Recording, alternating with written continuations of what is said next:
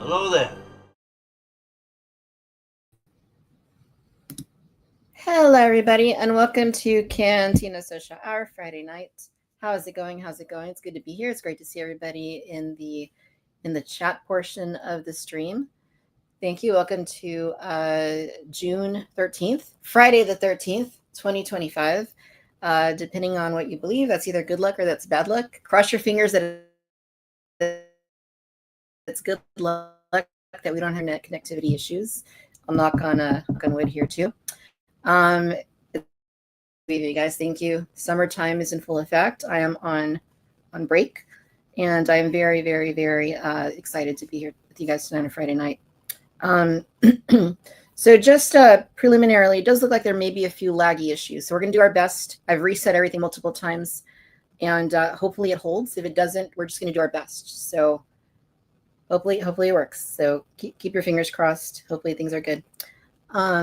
But yeah, happy Friday. Welcome to the show. It's great to be here as always. And before we get started, before we talk about tonight's topics, I just want to go over what the next few weeks are going to look like. So if you'll allow me to pull up this nifty little calendar right here. So basically, today's the 13th. We're live. Next week, I will be on Wednesday the 18th. Reasoning for that is my brother is coming from out of town to visit me for a few days. So he's going to be staying on the weekend. And so I won't be doing a Friday show. I will be back on Wednesday next week, so less than a week away. And then the following, on the 27th, we have our big Jurassic social hour with lots of my friends in the Jurassic collecting community, including Brad from Jurassic Park Podcast, Tim from Collect Jurassic, and several other folks that will be joining us as well. Other esteemed collectors that we've had on before, with others being worked out to possibly be on the show that have been on previously. So hopefully that works out. But yes, that'll be on the 29th. And then after that, let's go ahead and move into July here. Just want to be transparent and give you guys the rundown. I will be taking a little bit of time off. I know I alluded to this last week as a possibility. But yeah, I need to take a little bit of a break, especially before I get back to work.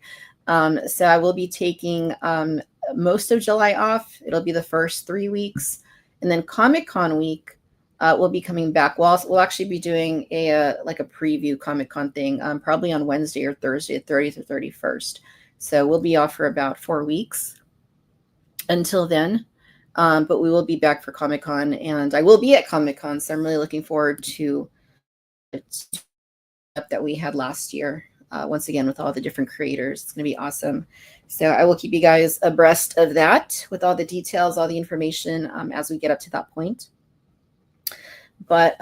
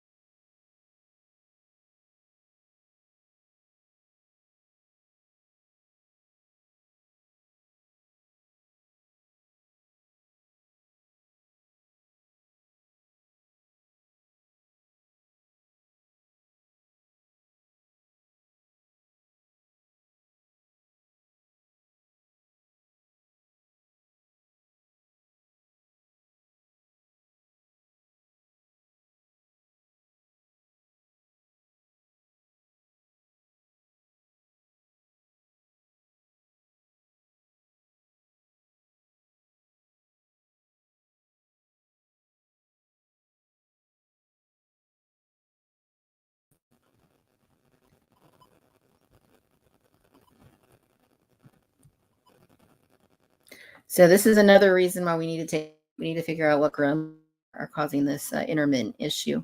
So apologies for that. Our best, like I said, when you're live, anything can happen. There's not always 100% control over everything. So thank you for your patience. But we're gonna see what's good here. So anyway, without further ado, we're going to go ahead and talk about tonight's topics really quick here. So essentially, we're going to be talking about today's big Hasbro Pulse Fanstream reveals. There were a number of them for Black Series and a couple for the Vintage Collection. Also, some news about the Vintage Collection in terms of the card backs. We're going to cover that as long as our internet holds. We're going to cover that. And then, of course, we'll talk about Toy of the Week. I got a toy here to show you guys. And then we'll do new acquisitions at the very end. Brand new things I've added to my collection. Our guest has added to their collection potentially, and then things that you guys have added to your collections as well. So, All right. Let's see who is in the chat so far before we get things. There we go. That's better. Why, I don't know why it was so small. Let's go and see who is in the audience thus far before we bring our esteemed guest in. Dodgson, welcome to my Cantinians. We meet again for another Friday social hour. Indeed. Thank you, Dodgson, for tending the soda fountain. We got Alex with us. Hello, Alex. Good to see you. We have Shelf Scenes. Hello, Shelf Scenes. It's been a while. Good to see you with us. We have Adam, our moderator. Thank you, Adam, for moderating. Made it. Hi, all. Is everyone behaving themselves? I certainly hope so. Otherwise, Adam will take care of you. We got the middle-aged Kiwi Man collecting Star Wars figures with us. Hello, hello. We have, whom else? We have Britt is with us. Hey, Britt, good to see you. We got Randy S. We got Brad with us. How's it going, Brad? Good to see you. We have whom else? Whom else? Charlie is with us. Victoria misses these streams. Kids, what are you talking about? We've been consistent. I think this is like number, I counted them the other day. This is like number like 20 something of the year. Like we're pretty consistent. I'm pretty proud of that. We're pretty consistent. Allison is with us. Hello, Allison. Friday the 13th, indeed. We got Bob with us. Bob says, hello, fellow Cantinians. Happy Friday 13th. Let's talk some TVC. Indeed, as we will. Our friend Lorena is with us. Hello there, fellow patrons. Good to see you, Lorena. 17.28 is with us. Happy Friday to you. July through November. What's up, Jason? Good to see you. Uncle Buck TR is with us. Hi. Ty Advanced. Ty? TVC Advanced Ty, I mean. We'll talk about that. Trevor's with us. Hello, Victoria and fellow Cantinians. It has been a while. It has. Thank you for being here. It's good to see you. Rogue Killer is with us. How's it going, Rogue Killer? Peak Obi-Wan is with us. Good to see you, Peak Obi-Wan. Great show. Let's see. We are off to a good start. We are off to a good start. Mary is with us. Hey, Mary. How's it going? Bob says, excited to have the man from the future as a guest tonight in the Cantina. Indeed, he is in the future. Fatmatic, how's it going? Happy Friday to you.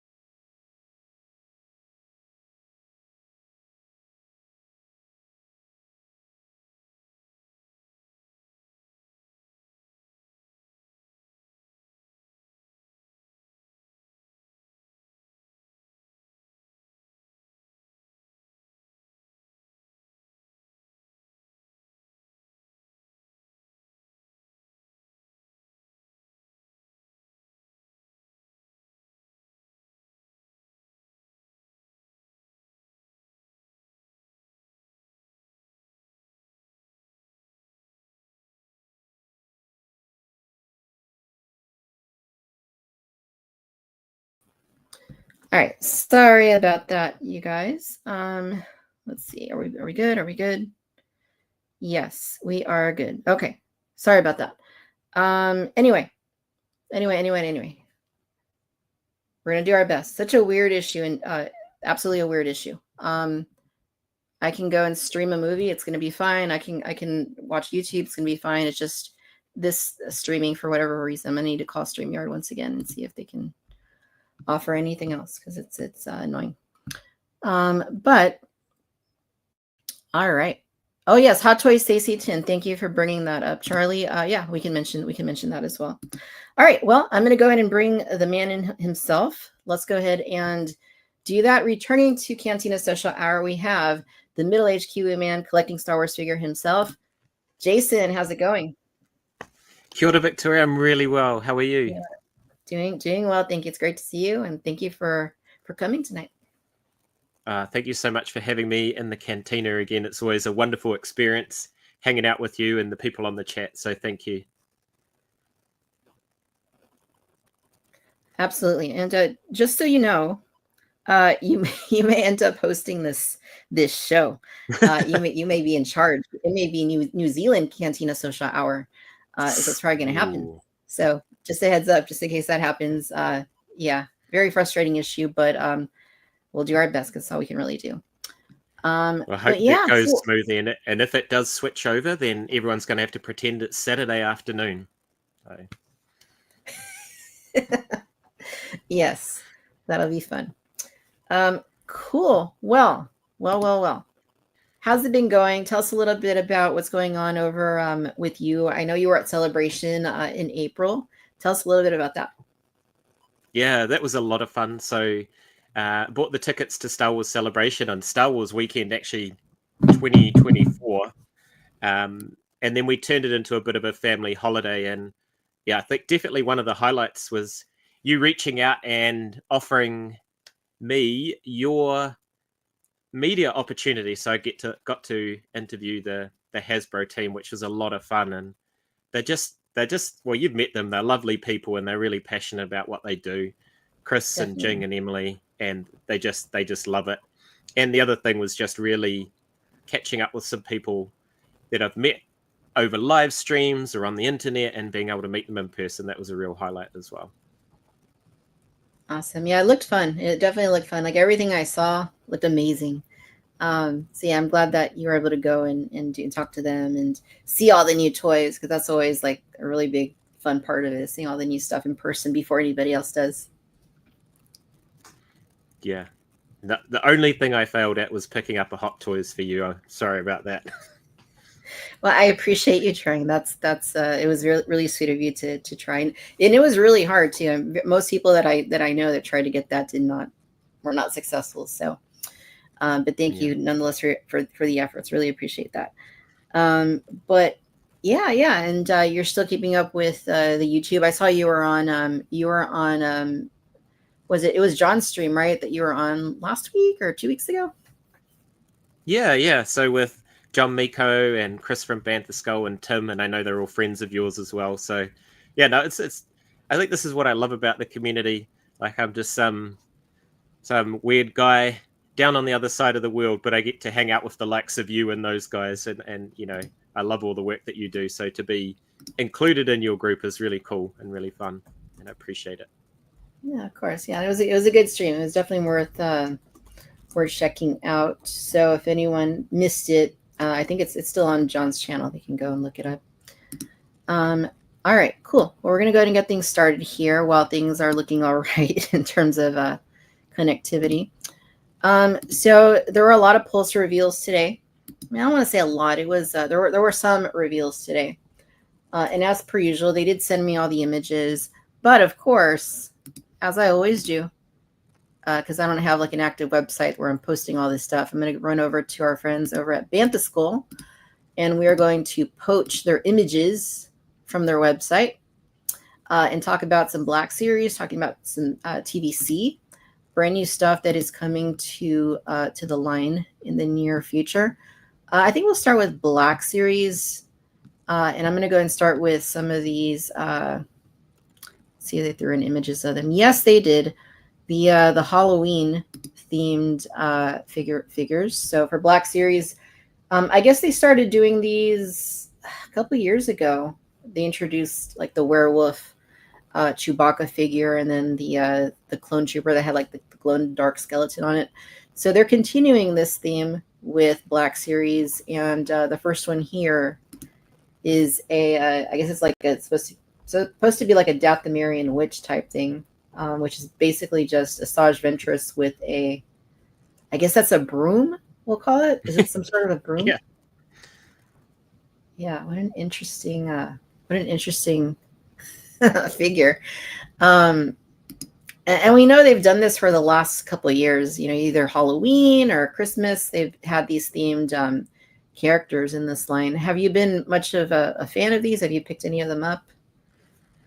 Well, I don't really get Black Series, so I mean, this one's a laugh. I really like this one, and you got to say that's one of the best accessories ever. That broom, it's dual purpose. You can play Quidditch, or you can, sweep the floors.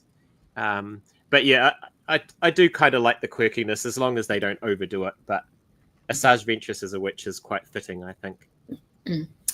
Yeah, that animal is scary looking.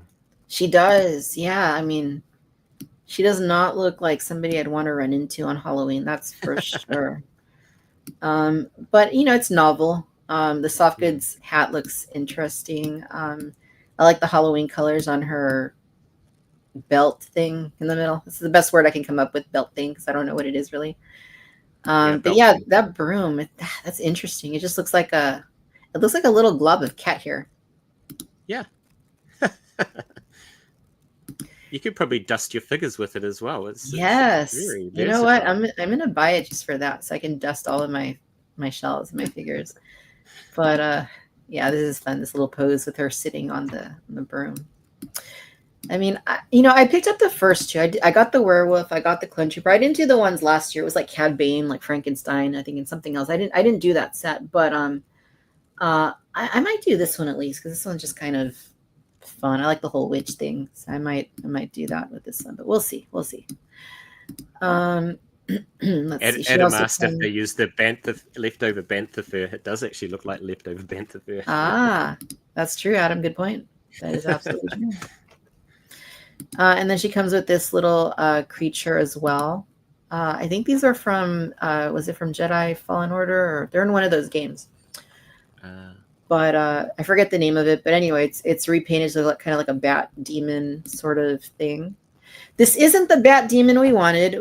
Granted, we wanted our Lil Shoes, so hopefully we still get our Lil Shoes. But this is another variety of bat demons. So thank you, Britt. Boggling. That's exactly what it is. So in addition to that, there is also the ghost, the Royal Guard ghost.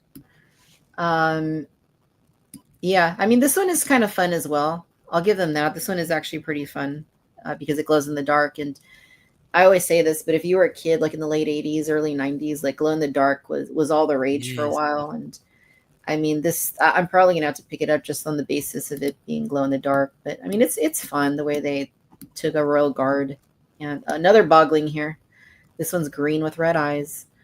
But I like the ghost look that they gave it, like the glow in the dark, ghostly sort of appearance. Yeah. So yeah, and I'm like you. So I grew up in the 80s, and I had a little ghost Playmobil figure that was glow in the dark. I used to love that thing. So I was really quite sad and disappointed when I picked up the Disney Parks Zombie R5, and I was like, "Oh, this is awesome! I'll turn out all the lights and it will glow," and it didn't. Yeah, definitely. Yeah, this is a good point, Adam. I also am not really. I like the figure. I don't really like the face paint. I think that it's a little strange to me. Like, I think if they would have just painted like two like eyes on it, like an actual ghost, maybe the mouth, like that would have been a little bit better. But yeah, it still looks fun. I mean, maybe I know these usually hit clearance, so maybe that's when I'll get around to grabbing them. But here's the boggling right here. I like this one better. This one looks better than the black one. It looks like the Hulk. Yeah, it does kind of look like some sort of version of the Hulk, the Hulk's pet. Okay, so Black Series. There's also a much requested figure. I don't know about how requested this was in Black Series, if I'm honest, but in TVC, it's very highly requested. This is the Jedi Temple Guard, and it's a brand new figure for Black Series. So pretty cool to see, based on its appearance in the Clone Wars. And I mean, it looks really nice. It looks really, really, really nice. I really like the metallic on the lightsaber hilt, the metallic accents on the costume and on the helmet. Yellow lightsaber, soft goods, all that looks really good. Like they really did a nice job with this guy. But like I said, I know people have been asking for this for a really long time in TVC. So hopefully this is an indicator, right? It's an indicator that maybe in the near future it'll hit TVC.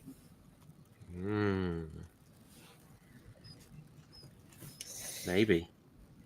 Rumors are out there. Rumors abound. But yeah, I mean, honestly, I hope. Sorry, I hope it comes in TVC just because this does so well every year on the March Madness bracket. Yeah, it knocks so many people out. Mm-hmm. Yeah, it always does. Every year, in fact, it seems like more and more people mention this one, like in Q&As and talk about it. So hopefully this is a good indicator for what's to come. But I mean, I think they did a really nice job. I hope if they do it in TVC, they scale this down, because it looks like even these little, I don't know what these are, his keys to the different vaults in the Jedi Temple. Like I like the different metallic colors, like the gold and copper and silver, and then like the darker gunmetal color. Like that's really good detail. That's really, really nice detail. And I hope it translates completely over to its TVC counterpart, which sometimes it happens, sometimes it doesn't. Yeah. That many keys. You must be the janitor as well as the guard at the Jedi Temple. It must be. They have multiple job duties to perform. But they do it with a smile on their face, right? I mean, look, he's happy. It was very happy, very happy. And I did miss one of the Halloween offerings, and that's this guy right here. This is the Night Trooper. That's like a mummy. I mean, it's like I said, it's you know, it's unique, it's novel, it's doing what it needs to do. I think these have gotten better than in previous years, honestly, overall. But it's not the kind of thing that I'm going to like run out and get. But it's okay. It's surprising too, because soft goods is not cheap. Yep. And there's very unique soft goods on this one. Very unique. Yep. They budgeted. They did the budget in there for that. He also comes with. He also comes with a porg this time. I can't say that this is really frustrating. I cannot say that I'm gonna have to have a talk with Chris and Brett about this. He keeps jumping back. Never mind. Anyway, it looks weird. It's weird how it has the blue pants. Another offering for Black Series. The Ronin is debut for the porg. Yeah. Ronin has it's a colorized version this time, not the black and white. That was the celebration version. So yeah, I think they said this one is a fan channel, so it's not going to be a wide release, which I guess makes sense. I don't know how big of a seller this might or might not be for like the general masses if they saw it at retail, but so that might be a good decision for this. But I mean, it looks really nice. I did end up ordering when they put it on Amazon the other version that came with the droid, but this colorized version looks pretty neat as well. Yeah, the droid looks really cool, and I do like the black and white version to match the show. That was pretty cool. Yep. looks neat. Mm. Fair enough. All right, and then is that it for Black Series? Did I miss anything? Yes, I did. Oh, Because you missed the big Black Series thing. yes, and we'll get to that in just a minute. But we also have Barasafi, another fan channel offering here. Yeah, I mean they've been ramping up their efforts on Jedi for Black Series. They recently did was it Shock T and Luminara and Dooley, and they re-released Kit Fisto and Ayla Sakura and a few others in recent months and years. So Barasafi. I'd love to see these all redone in TVC, if I'm honest, but it's at least Black Series is getting some fun stuff for those collectors that want their Jedi fixes. So she looks pretty good. I know they were talking about the soft goods on the figure. Like during the stream, they were saying that it was like very well crafted, I guess, and it does look nice in these photos. So hopefully the final product holds. That face sculpt, though, I gotta say, looks awesome. Yeah, I think you're right. All the Black Series prequel Jedis are really, really good now. So it's making our 3 3/4 ones looking very dated. I think there's something knocking in my ceiling or on my roof. It was very faint, but I heard like something. Anyway, Did it sound like a porg with pants, maybe? Had to have been a porg with pants, right? I'm going to blame everything on porgs with pants from now on. All right, let's talk about the big one. The big one right here. The San Diego Comic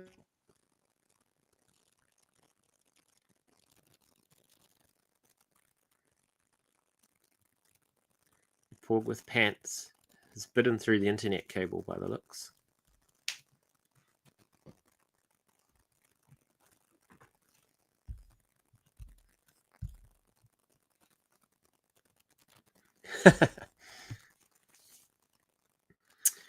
Wow, what does everyone think of this set?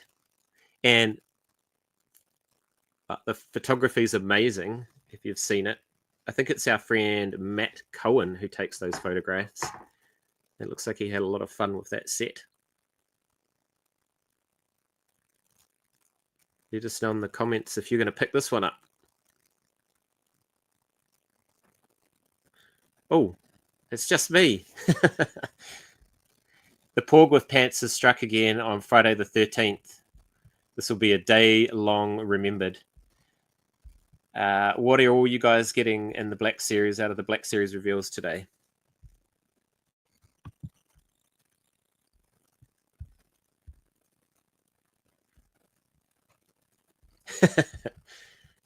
I can read your comments, but I can't highlight them, I'm afraid. All right, let's see if we can bring up Bantha Skulls. Images.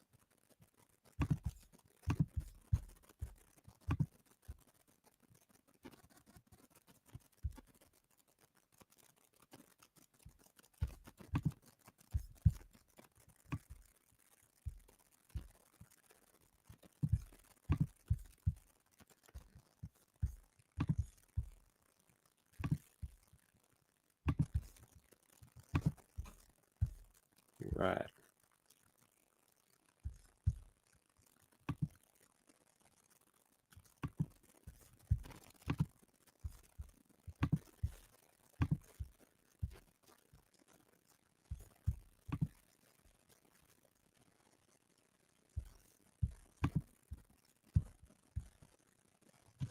No, I can't share my screen.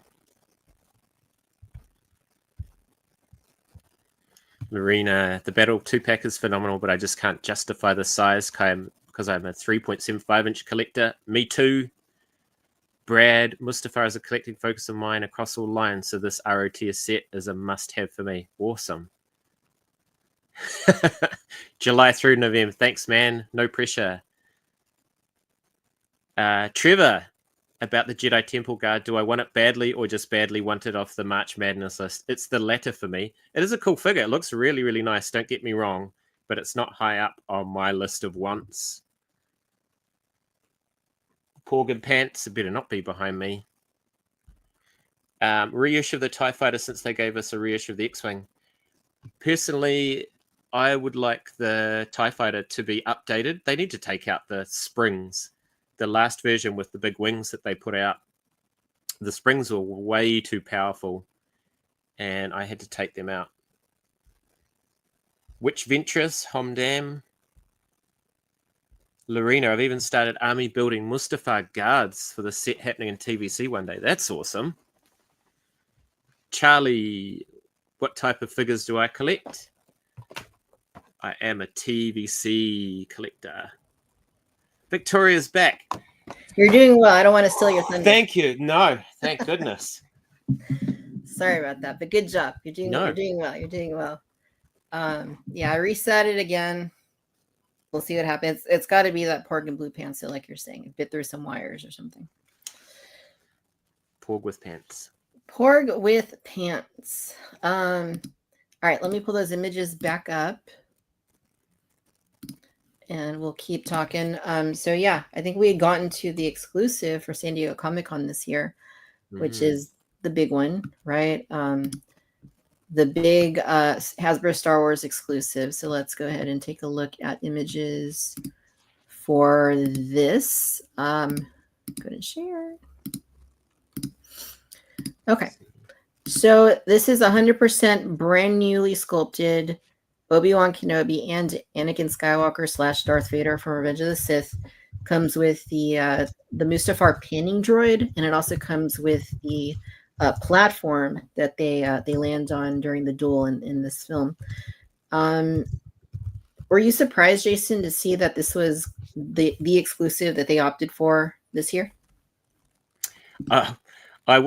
I didn't even know it was an exclusive until you mentioned just a few minutes ago, but I think it looks absolutely fantastic. I love what they've done with the lava droid and the I don't know, whatever it is, the debris that Obi-Wan's on. It looks awesome, and it's really elevated by that photography as well and the lighting. So yeah, it's a very, very cool set. I am a little bit jealous, I'll be honest.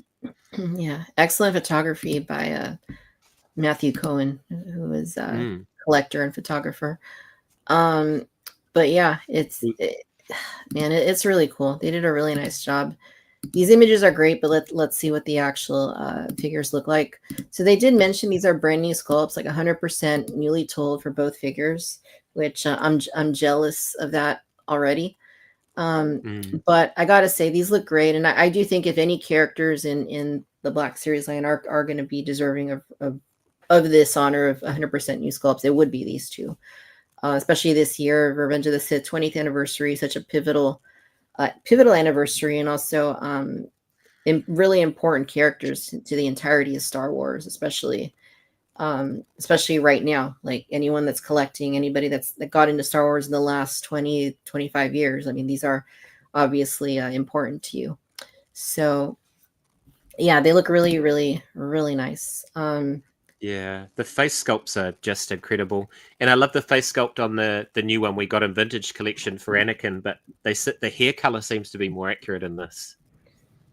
Yeah, I would agree. The head on that one, on the TVC one, is nice. I think the hair was a little light, and he has the Sith eye treatment. So hopefully we get a normal issue before too long. But yeah, they did a really nice job on the likenesses on these two. Like both of them look like astoundingly good. And I think Anakin has 2 head sculpts that are included on here. There's like one Sith eye version with the hair a little bit more messed up, and then the cleaner Anakin version.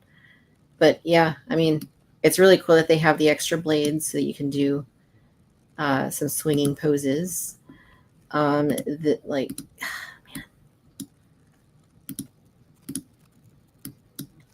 These images.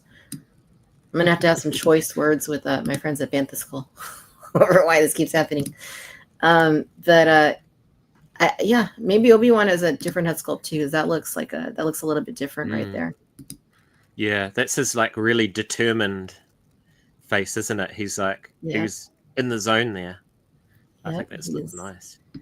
Definitely. And also the alternate hands as well. So the pushing hand that we got with the Anakin and that 3-pack, they both come with that, so you can do the force push thingy. Right. They have the alternate hands as well, which is a nice inclusion. I think there was there's the image right there. Of that. Yeah, very cool. I think sort of. Something I'm noticing right now too on that image there, if we can keep it up, is like Obi-Wan's lightsaber. It looks like metallic. Like the paint on it actually. I don't know if that's the photography or what, but it actually looks like a metallic hilt right there, which is pretty cool. That's something we don't really see on any of these lines. Yeah, the panning droid looks really cool. We did get that in the 30th anniversary collection, but it's really bendy. Like I think we're due for a new one as well. It's that articulation on the top of that. So you put an Anakin on there, and then 5 minutes later, it's tilted forward, and he's flying into the lava. Yeah, you're right. That's exactly how it is. I guess we'll have to wait for the 20th anniversary of Revenge of the Sith to get that. But this version of it looks cool. And they were talking a lot about the base in the live stream. Brandon, the Black Series guy, was talking about like all the detail they added to this and the weathering, and it does look really nice. It's definitely a cut above. Again, the 30th anniversary also had one of these accessories. It looks a little bit larger as well to fit the figures more comfortably. There's peg holes on the base. I wonder if they're going to include the pegs with the set so that you can put both of the figures on there. Like they did with the Tanta V4 set. That was cool. The little bag of pegs. Yes. Yeah. And thank you for saying Tanta V4 the correct way. Yeah, I get told off by Johnny Mustache if I don't say it properly. That sounds about right.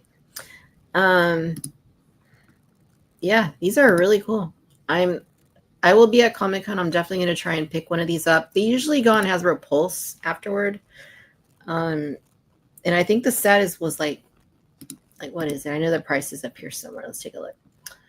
$109.99 US, so $110. So not cheap, but I mean, since it's the Revenge of the 20th anniversary, I mean, it's like, okay, I can let that slide. I mean, it's these two characters, Black Series or not, like I'm gonna have to get this set. I mean, it's just the kind of thing I need. Like, I just love these characters in this film too much to not get it. So definitely be trying for it. Sounds like there would be some pretty good exclusives too. Like I know for Ghostbusters, the real Ghostbusters, they also have like the Ecto Glow figures and the Ecto Glow Ecto 1 vehicle. So there's going to be a few things to try and pick up for sure this year. But yeah, really cool stuff. Really cool stuff. Shall we jump over to the vintage collection? Ooh, yes, please. All right, let's do that. Oh, there's an interesting comment. Who's this? Bob, the Black Series collector. We Black Series, the future. Hasbro loves us. Moar. Okay. All right. Well, we'll let Adam take care of that. Adam knows what's going on here. Interesting. All right, let's jump over to TVC. We're going to start with there's two items to talk about. We'll start with this here. This is the surprise that nobody ever knew was coming to the vintage collection before today, obviously. Snow Trooper 4-pack. This builds on the 4 packs of troopers that they've been doing since, I don't know, it's been like 5 years now. Stormtroopers, Scarif Stormtroopers, Death Troopers, Rebel Troopers, Hoth Troopers, Clone Troopers, more Clone Troopers, and now Snow Troopers. So, I mean, to me, this makes easy sense. Like, it makes very good sense to do something like this. What are your thoughts, Jason? Oh, well, came a little bit too late for Tyler, who I believe bought 100 of the TVC Snow Troopers, and they're awesome. They're so awesome. So I think you're right. Putting them in a 4-pack makes perfect sense. And did you see that one of these went up on sale for eBay a few weeks ago, and Chris from Bantha Skull bought it, so they've already reviewed it. So we kind of knew it was coming. It makes No, perfect nobody sense. knew it was coming. It was a surprise. Today we're all finding out for the first time. Exactly. Yeah, we'll blame it on the porg with blue pants once again. Yeah. Well, that's it. If it came with a porg with blue pants, it would just take it up another level. This set. It definitely would. Target practice for those troops. Yeah, and they needed the pants on Hoth because it was so cold. Yeah, definitely. So yeah, I mean, I read the review on Bantha Skull, so obviously these are all very similar. There's not really anything too different about any of these guys. You get 4 snowtroopers, and they all have the backpacks. They have the smaller Imperial issue blasters, a couple of the rifles as well, or at least one of the rifles anyway. But even like the deck, I'm kind of surprised because the deco on these usually looks a little bit different from trooper to trooper. But on this particular set, it looks essentially the same. Like the boots are all pretty similar. I noticed on the chest armor too, like the marks are all in the same spot. So I'm a little bit curious about why they didn't change it up between figure to figure. To me, that's interesting to me. Yeah. Yeah, and I think the nice thing is that we actually got a wash on the boots with these guys, so that's one less thing to complain about. And the other interesting thing I think is, in some of the previous ones we've had like a commander or something like that, and we're getting the Snowtrooper commander hopefully in the sold out, but hopefully we'll be coming back Imperial Stormtroopers set. So yeah, that's an interesting mix. Such a great figure. Yeah. Imagine if George Lucas had thought of like different rankings for these guys like back in the day, or different color like battalions for snowtroopers, and like we'd have like clone troopers again with these like different colored variants. That'd be interesting. Yeah. But yeah, you're right. I actually had received a case of these, and then I had a couple like extra ones from like the case assortment from this wave. But then when Bantha Skull put up the let it be known that these were coming, I had another case in order, and I just canceled it because I'm like, okay, well, I'll do this instead. Get a couple of these sets, and it'll be the same thing. Maybe save $10. But Charlie, there are 8 in a case. If you buy a solid case of these from Entertainment Earth, I don't know if they still have them, but it's 8 per case. But this is the 4-pack, so there'll only be 4, obviously, in this set. So not a lot for me to add here. I mean, more troopers. It's a great figure, so I mean, this makes a lot of sense. But let's jump to what's the really exciting reveal from today is, and that of course, is the Darth Vader's TIE Advanced vehicle. Which is something that I know Chris at Bantha Skull has been kind of hoping that they were going to get around to doing at some point. And, I love Darth Vader, so I was really hoping that they would do this at some point. I actually I never have had this vehicle. I think a couple of months back, I was on eBay. I was like, what's the best version? Should I just go ahead and get one? Will they ever do it? They're doing it. So how excited were you, Jason, when you saw that this was coming? Very excited. Yeah, I too. There we go. Nice. It's the Power of the Force. Power of the Force 2 one. I've had that a long time. And yeah, that's one of those molds that has never been updated since the original Kenner mold, right? So there's that one in the Y-Wing.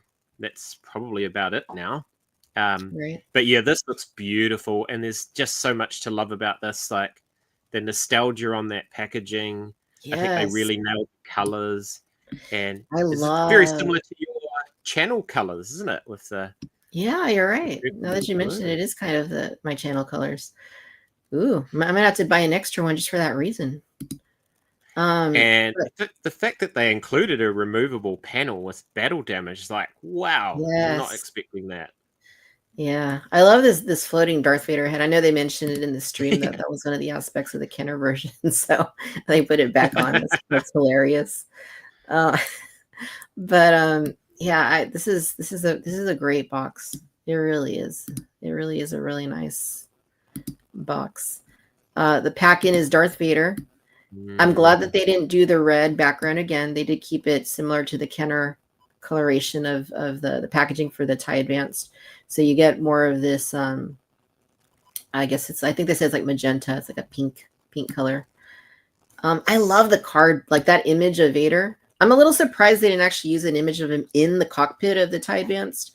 But if they weren't going to do that, then I feel like this is a great image to have on there. Yeah, absolutely. I agree. It's a beautiful image. And yeah, that color for the background, just mix it up a bit with our Vaders, I think is a really nice choice. So yeah, it looks great. I'll be keeping mine on card. Me too.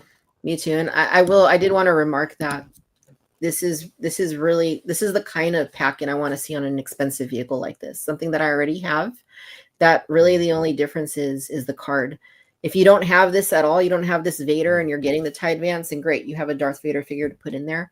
I'll be using one of my other existing Darth Vaders that I already have, because I did buy a bunch of the A New Hope version, and I'll be keeping this on card as well. So I'm really glad this is it was really frustrating when they did like Anton Merrick with his X-Wing, and I was like, okay, I'm a carded collector too, so I have to buy another one in order to keep him on the card. So I did end up doing that, and I think I sold the extra X-Wing. But yeah, this is the kind of pack-in I'd prefer to see. Something that, is negligibly different, if at all, that I can just buy to have on the card. But it's a solid figure, so it's good that he's in here. Yeah, such a great figure. And I do the same. I've got so many spare Vaders because I just, if I see one in store, I just got to pick it up. Same here. Like for me, like I can never have too many Darth Vader figures, like different, the same, like whatever. I know some people will tell me like it's Darth Vader. He always looks the same. It's like, oh, not exactly. He has kind of there's little differences in his costume, but for me, it doesn't matter. Even if he did look the same, I feel like that's just a character. I could have just as many as I can find. But yeah, here's a picture of the vehicle with Darth Vader standing next to it. I know that in the Chris Reif mentioned in the stream that it was retooled, but then Steve Evans posted on Instagram that it's completely brand new. So I don't know 100% which it is. But it sounds like either way, it's going to be the definitive TIE Advanced. Yeah, 100%. It looks all new to me. Like the Power of the Force 2 one is like full of play features. It's got firing missiles and guns that come in and out and stuff like that, which are cool and fun for a toy. But this is what we want in Vintage Collection: the movie accuracy and even the color. That gray is just spot on for me. Yeah, and that was something I wanted to ask you about, Jason, because sometimes when we see TIE fighters from A New Hope, they look more like a whitish color. But I'm trying to think back to that scene and remember if Darth Vader's was in fact like this darker, like gray color, or if it was also, I mean, I feel like this is probably going to be pretty accurate, but I know some of the TIE fighters that they've released before have been like white, right? Or closer to white. Yeah. Or even bluish. Hey, there's a couple of bluish kind of TIE fighters they've done. Yeah, definitely. Hey, Randy, good to see you. Hey, Randy. Yeah, I'm really excited for this. I'm really, really excited. I will always have room in my collection for Darth Vader and a new TIE fighter. I like this picture here. The angle of it's really nice. But I mean, just looking at those panels, right? Like, are they like solar panels? I guess the black parts, like just the texture on them looks really detailed. Yeah, no, it looks fantastic. I mean, the only complaint I've seen about this is around the price, and people have been talking about it in the comments. So that's the only downside anyone can come up with. So it's a very nice ship. Right.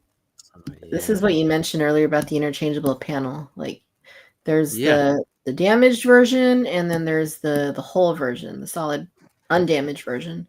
This is a really cool inclusion. This is one of those things like they could have just not done and it wouldn't have made much of a difference. But the fact that they did like makes all the difference. It's just one of those details that it's really nice to see here. And I had never realized that it was actually that damaged in the movie after the other TIE fighter crashes into it.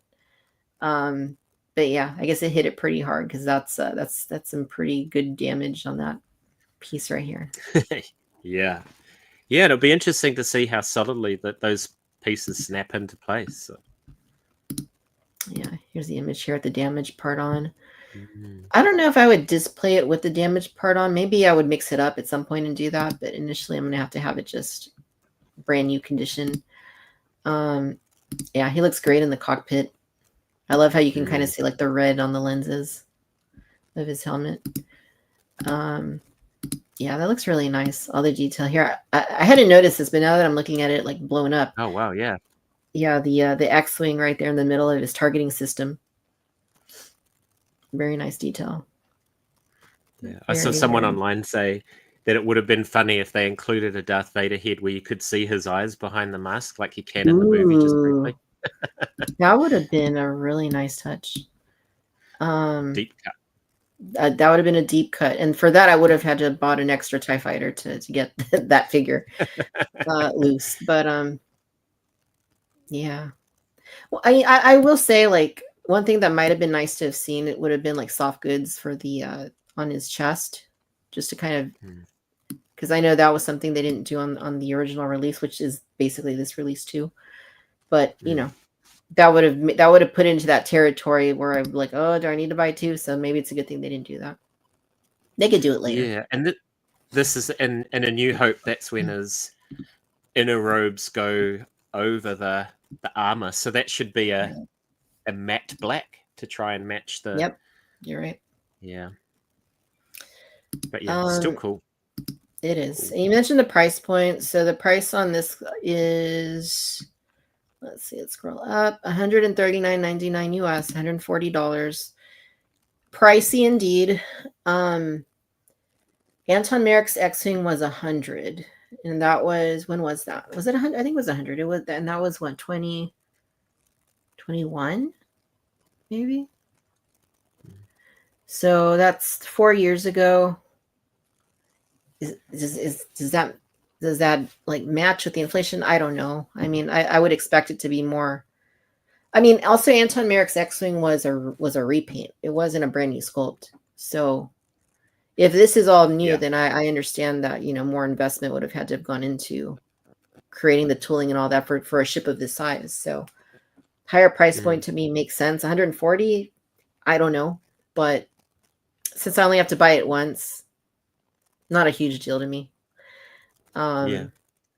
So yeah, but yeah, I mean, all this stuff is adult collector territory. So it is what it is. Not much we can do. We'll just have to wait and see how much it's going to cost in this part of the world. So we miss out on the pre-orders. So when this goes up for pre-order next week, we've just got to kind of wait until it comes in stock on local suppliers and see how much they're asking for it. So yeah, it'd be interesting to know whether there's any sort of like, I don't want to say it, but any like tariff increases built into this price or not, like, or whether it's just the new price of the vehicle. Right, definitely. But yeah, this was the most exciting reveal for me today. Like this was definitely, because I don't think anybody really expected it. And it, I mean, it's an interesting thing. I do have a question for you. I'm curious about. So I know this is a really exciting thing. I'm happy to see it, but this is also, like we've said, this is the anniversary of Revenge of the Sith, right? What if this had been Anakin's Jedi Starfighter from Revenge of the Sith with a pack-in of Revenge of the Sith Anakin? How do you think that would have played compared to the TIE Fighter? Ooh.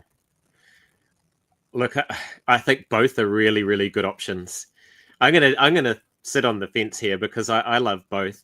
I just say that I think next year is going to be a year for prequel stuff. That's just my feeling, and from what they've been saying, and you know, they have had to play a bit of catch up on original trilogy stuff because some of those main characters were getting very, very out of date. We've got the Cantina coming, the focus on Tatooine.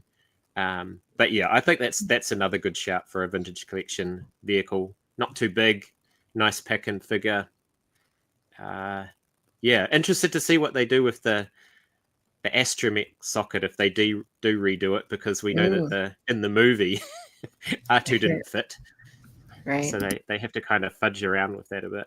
But yeah, that would have been cool too. Yeah. But I guess this one, that mold is like 40 years old, Right. more than 40 years old. So Yeah, we've had the Revenge of the Sith one is, I guess, 20 years old. So half the definitely. Yeah, so this is really cool. I'm really excited for this. And I heard when I was in the World Between Worlds a little earlier, I heard you mention somebody mentioned about the TIE fighter being repacked. I'm with you. I don't think that TIE fighter should come back ever again. For various reasons, but chief among them, the fact that it is just the last one they released is so flimsy. The wings never stay on. It was just a very frustrating re-release. Yeah. It was like they made the plastic weaker, but the spring stronger. And I actually ended up taking a screwdriver to mine and taking those springs out. They were industrial strength springs, so like they had to go. Yeah, no, definitely. I got so frustrated with it, those wings just popping off. I didn't go as far as you did taking the springs out. I just pulled it off the shelf entirely. And what I did is I pulled out the 30th anniversary one, the one that also has the really big wings on it, and then it has like the red glass on the front of the cockpit.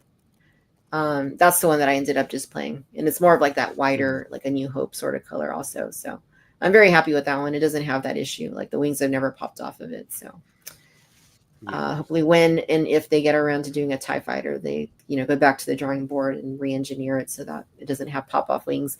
It's interesting too, because like that pop-off wings thing is a play feature, right? And that's not anything that they're really doing anymore when it comes to the vintage collection. So hopefully if they bring that back, they'll re-engineer that to be a little bit better.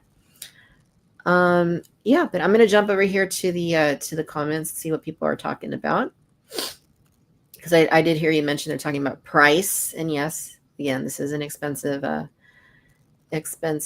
item. And a flight Mary stand says, seems to be the other one. yeah, I saw that too. So Mary says no weathering. Did it have weathering in the movie? I'm trying to remember. I don't remember. I mean, like, I don't know how often Vader actually flew that thing. Like, was it like a regular thing? I don't know how often in the comics he uses it, but like we obviously never saw him do it again in the other films after that. So yeah, well, I feel like there's like a little section of the 501st, and their job is to keep it clean for Vader. I feel like he's got that kind of status that yeah, he does. He has his helmet polished. I'm sure he has his TIE fighter polished too. And says the retail price is 2 times what inflation would warrant from 78 to now. Yeah. I do wonder how much of that is licensing fees, like how much those have increased comparatively with back in the 70s. I wonder how much that has changed. I'm sure it's gone up. PKB1 says, I wish Vader had rosy lenses. They did look like, right? Like in one of those images, like they were a little bit red. But it might be one of those things where you have to like hold it up to the light or shine some light on it to notice. Brent says the tabards look glossy still. Yeah. That is something I hope they address. I know some people I saw some people doing like a flat sort of like paint to cover that so it didn't look so glossy, which it had a pretty nice result, but probably not the kind of thing I would personally do. I did it on mine and it was easy peasy. I just got the Tamiya model paint. It was just a clear flat coat, a couple of coats of that, and it looks perfect. Yeah, nice. Other people more skilled than me, like Toys Other Way, like took it completely apart and masked it off and spray painted it. But I think we ended up getting a very similar result. Right. Shari says, okay, you can get 2 of them. I'm going to get 1. I don't need to open the Vader, so I really only need 1 for this one. It's not like we're talking about the Hasbro Cantina now. Like that was a whole different story. Let's see. Jeffrey says maybe come out with a new TIE fighter with no springs in the wing mounts and unstoppable damage for where the TIE hits Vader ship. No, that would be interesting. Have like the companion to the TIE Advanced that also has some damage like that. Interesting. That's cool. That's a good idea. And Bob agrees. It's good that Vader is a repack. That way we don't have to open him or buy a second set. Rogue Killer says that the N1 was close to 130. You're right. You're right. The N1 was close to that price. Yeah.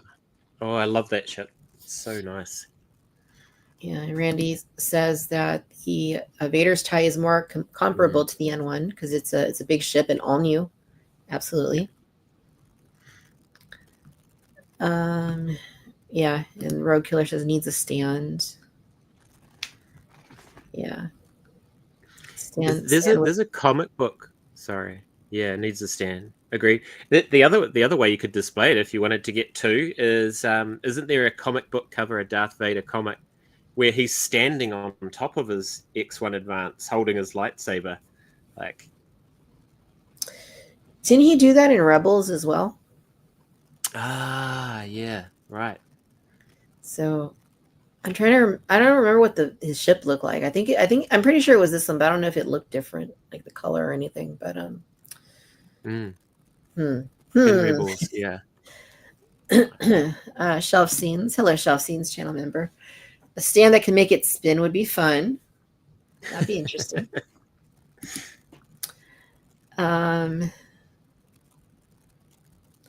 Bob agrees that all ships for TVC should come with a stand. I really liked that they did that with the N1. I thought that was great. And of course, the HasLab Razor Crest had a stand that was really nice.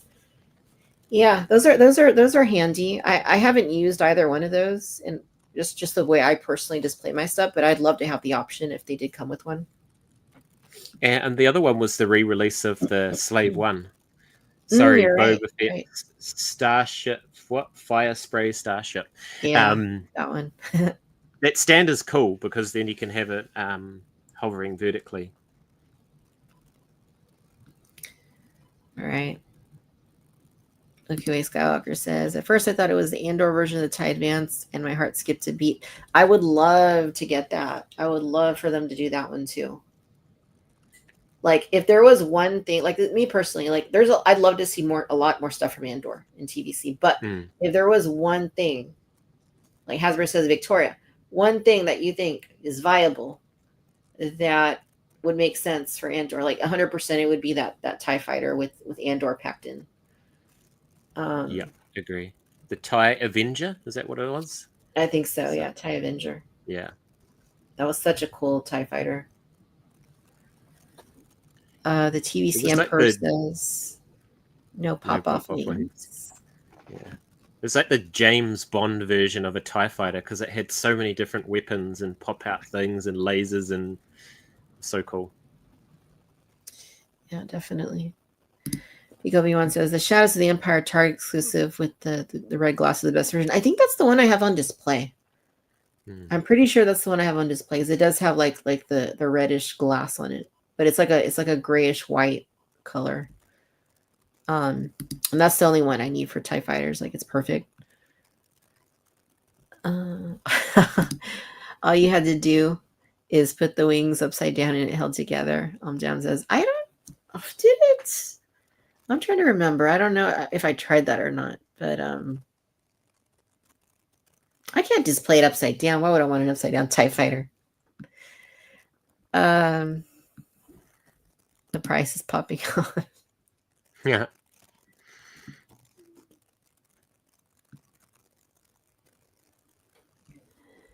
.7.28 says, I would think that the technicians would keep Vader's ship well maintained and pretty clean.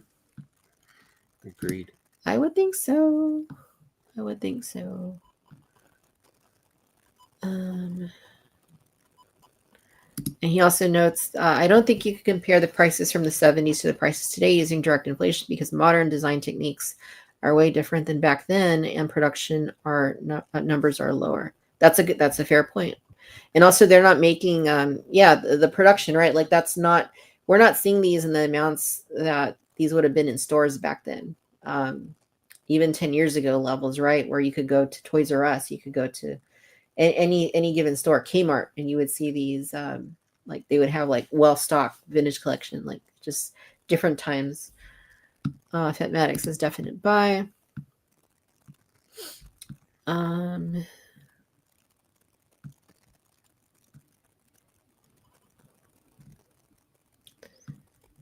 Cool. Our friend Ken is with us. Hey, Ken, how's it going? It would have been nice to get an update on the Cantina in today's stream. For those that get them, how does the Ghost Cantina compare to frequency of Ghostbusters and G.I. Joe HasLab updates? You know what? That's a good point, Ken, especially given the fact that we are just over a year out from when that campaign started. I believe that campaign started on June the 7th of 2024. So yes, I agree. It would have been a great time to have like an update on the Cantina, just some sort of mention like, oh yeah, it's still on target to come this fall, or here's a final look at, you know, one of the figures or something. That would have been a really, really good thing to see. As far as the frequency of the other things, like I do back most of the Ghostbusters HasLabs, but I think the updates are pretty similar to what we've seen with the vintage collection. I can't speak for G.I. Joe or Marvel or the other stuff I haven't backed, but I feel like in general HasLab isn't as, the updates aren't as frequent as they used to be. And like I think the Ghost was the best example of that last year. Like we just never knew what was going on with the Ghost after a certain point. And I had that infamous thing going on in the channel each stream. It's been X amount of days since the last Ghost HasLab update, right? So yeah, it would be nice to know what's going on with that. It was that celebration, wasn't it, Jason, the Cantina? Yeah, it was beautiful. It looked awesome. So it was great to see it there in person. And the other thing I'll say is all the figures on the cards looked amazing as well. I only got one in the end, so I'm going to be taking them out of the cards, but they looked really great. And I think, you know, in terms of the HasLab updates, I guess they set the bar really high, didn't they, with the first one, the sail barge? And they had the little booklet and they had all the updates. They got, this is what we're doing. And I guess that was part of it. They kind of had to the first time round to get people warmed up to the, you know, to what it is and how it works. But yeah, I definitely agree. An email every now and then just saying, hey, this is where it's at. But yeah, speaking to Chris Rife at Celebration, he said he'd just come back from China and was looking at, you know, the updates, and he was really happy with how it was going. So that's great. That is good. Uncle Bucks TR says some of the exclusives of Pulse seem to end up on Amazon a little cheaper. The E-Wing and N1, for example. I'm trying to remember. Like, I think they were on Amazon. Is the TIE Advanced? Let me go back. Let me look here and see what it says. I don't remember if it mentioned like how wide that's going to be available. Let's see. Does it say here? Hasbro Pulse. Yeah, it says Hasbro Pulse. It doesn't mention like Fan Channel. It doesn't mention Amazon, so I'm not sure. Those other examples were definitely on those Fan Channel and Amazon, so, and Disney Store. So I don't know if that's it's going to go that discounted that much if it's only on Pulse. But I guess we'll see. It could be on Pulse now, but later it's going to come somewhere else. I hope so, because Pulse is no good to me. Right. Not in this part of the world. We need it to come through Amazon or something like that, or Disney Store is good too. So yeah, well, hopefully that works. Yeah. If not, let me know and we'll find a way to get it to you. Let's see here. Ben says, I don't know why TVC and TBS mess up different figures. TVC Anakin's hair, TBS's Luke's horrible head. I wish they could commit to scale, but both have so many issues. Yeah, it's interesting. I think probably more than anything else, it just boils down to it's two different teams that are working on those lines. I know sometimes they do share assets as far as like scaling down certain parts, but the engineering is still different from Black Series to Vintage Collection. But I think probably at the end of the day, it's more of two teams are separately working on the two lines.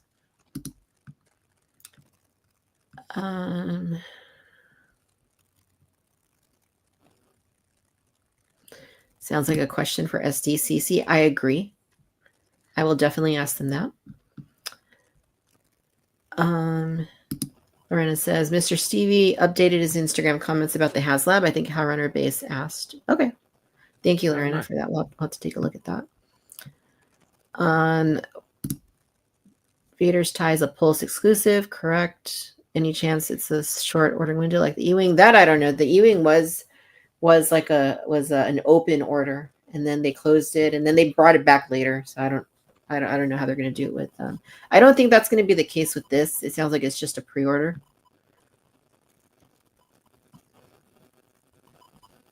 Question for you here, Jason. It says, collect Star Wars figures. Who are your top 3 most wanted Cantina patrons we could get in a 3-pack?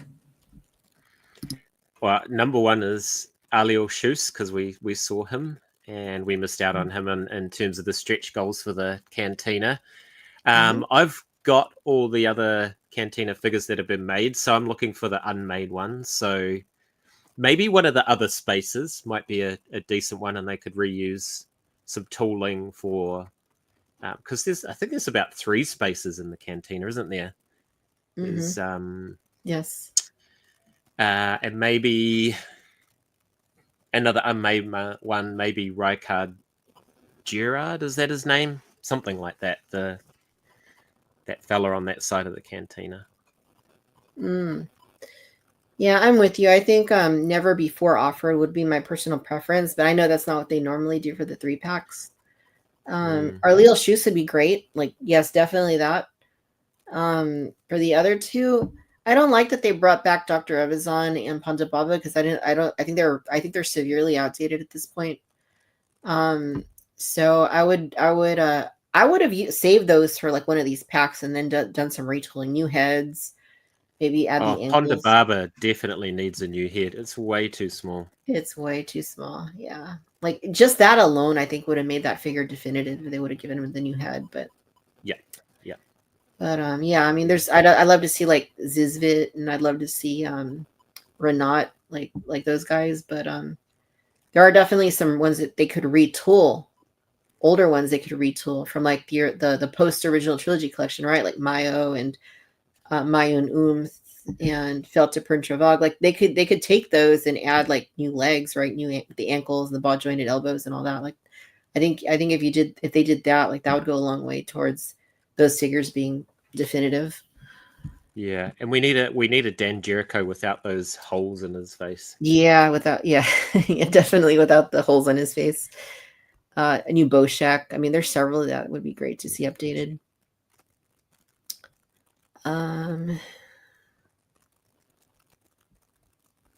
Bob says the Cantina was my dream HasLab.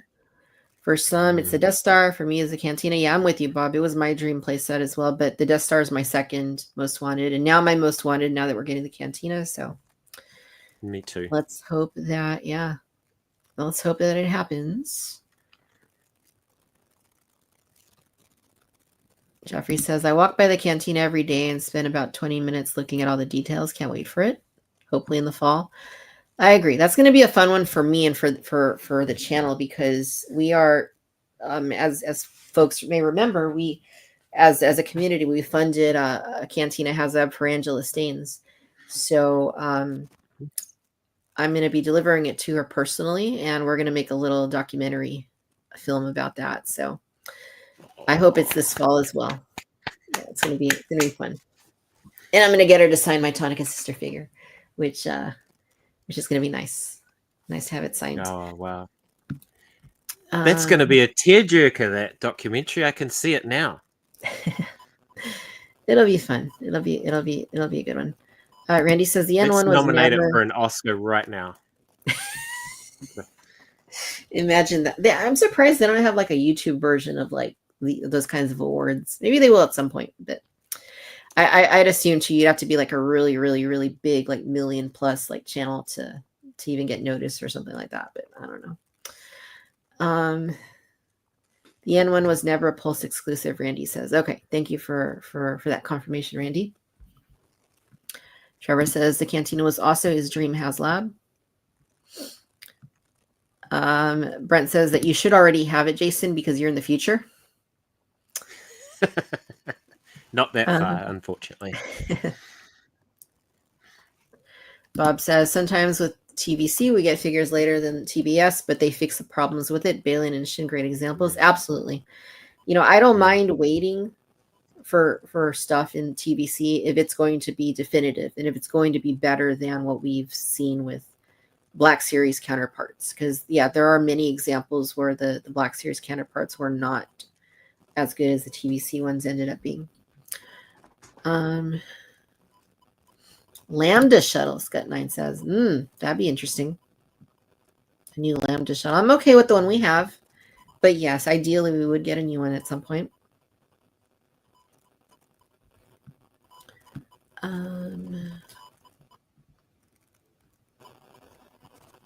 All right. Hello, Eric. How's it going? Nice reveals today indeed. Banis Keeg.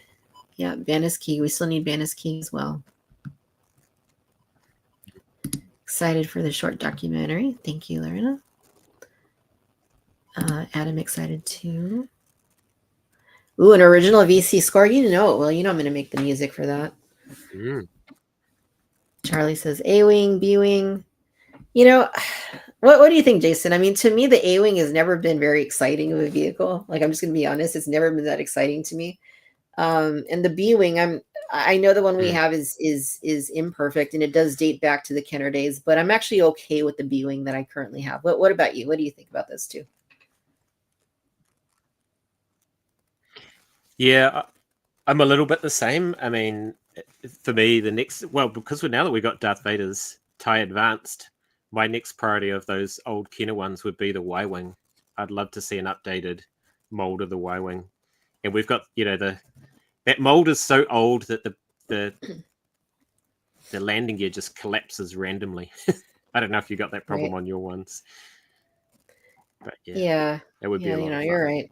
I have my B-Wing. It's the TVC version, but it's like in a horizontal mode, so it's just chilling at the very bottom of the shelf. I do like the rotating cockpit though, like where you kind of stays in one position while you're moving the ship around. I had mine hanging from the ceiling, so it's in the upright position. I think it looks cool like that. Yeah, it does look cool like that. That is one cool thing about the B-Wing is the different configurations. I've talked about it many times. I'm not going to bring it up again, but I am going to bring it up again by saying the B-Wing does not look like a letter B in any way, shape, or form. So I don't know why it's a B-Wing, but it is. Like a T-Wing, okay. Yeah. I would get that. It's called T-Wing, but B-Wing, no. It's not a letter B. Yeah. Even but the A-Wing updated A-Wing, I'd definitely be down for that. Yeah. This is Trevor. You're onto something here. Arleo Shoes, Zizit, and Lax Sivrak. That would be a killer set. Nice. That would be a killer set. TVC U-Wing, Alex says. That would be interesting. Yeah, definitely. Especially with Andor Season 2 and them appearing in there again. Right. B-Wing because it came after A.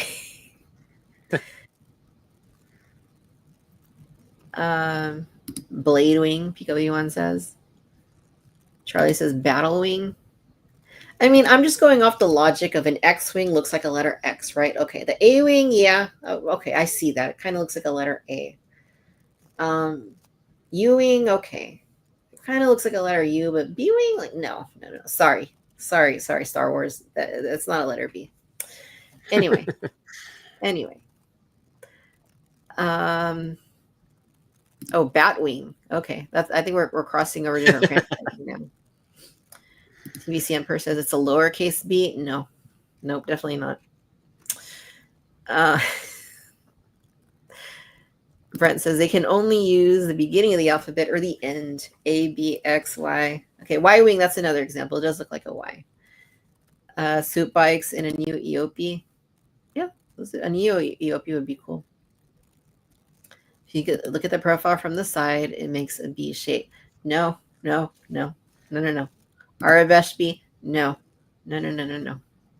All right. Anyway. I said I wasn't going to talk about it, but here we're talking about it for 5 minutes. All right, we're going to go ahead and switch gears right here. First of all, if you're just joining us, thank you for tuning into Cantina Social Hour Friday night. We've got the middle-aged Kiwi Man collecting Star Wars figures with us tonight, Jason. And we're talking about brand new Star Wars reveals from the Hasbro Pulse Fanstream for Star Wars that occurred today. And thank you for joining in. We appreciate you on this fine Friday night, unless you're on Saturday, like Jason is. Saturday for him in beautiful New Zealand. We're going to go ahead and switch gears onto the next topic here, which is Toy of the Week. Toy of the Week, little segment I introduced a few weeks back in which I talk about a figure that's not a new figure. It's something that's been in the collection for a while that is from, just various franchises. But since we are talking about Star Wars, I did want to make sure that that since it's our focus tonight, that we did bring in a Star Wars figure. So, of course we did. So today's figure of the week, keeping with the Darth Vader theme, we're going to be talking about this gentleman right here, which is also known as the hyper real Darth Vader. I think these are like 8-inch, I want to say, or 9-inch scale. So I don't know what that translates to, like 10th scale, something like that. But the hyper real line only lasted for 2 figures. It was Darth Vader, and then it was Bespin Luke. I never got the Bespin Luke, but I did get the Vader. And I know this is a figure that was very controversial. This whole hyper real thing was very controversial at the time, because not only was it a new scale, but also it was materials that aren't typically used on Hasbro Star Wars figures. This Vader, I guess I'll start off by saying it has a really nice sculpt. It's based on The Empire Strikes Back, so very classic Darth Vader. I think the detail on it is really nice. The chest box, all the details you would expect with Darth Vader are present. He's got the big billowy cape. He's got the inner robes as well. Boots, really nice, glossy. And then he had several interchangeable hands. He had a blast effect hand. He's got the lightsaber. But he also has this unique rubber suit. I know that there are plenty of folks online that have complained that this suit has deteriorated over time and has turned to like to mush, I guess. It's basically just fallen apart and flaked off. Mine is holding up. I've never had any problems with this suit. It is not deteriorating in any way. And it's pretty solid. Like all the I can bend it. It's still got all the nice articulation that it's always had. But there's no deterioration. It looks great. It's a really nice figure. If you're a Darth Vader nut like I am, I mean, I was very happy to pick this up back when I picked it up years ago now. It also had a display base, like a Bespin display base to put it on.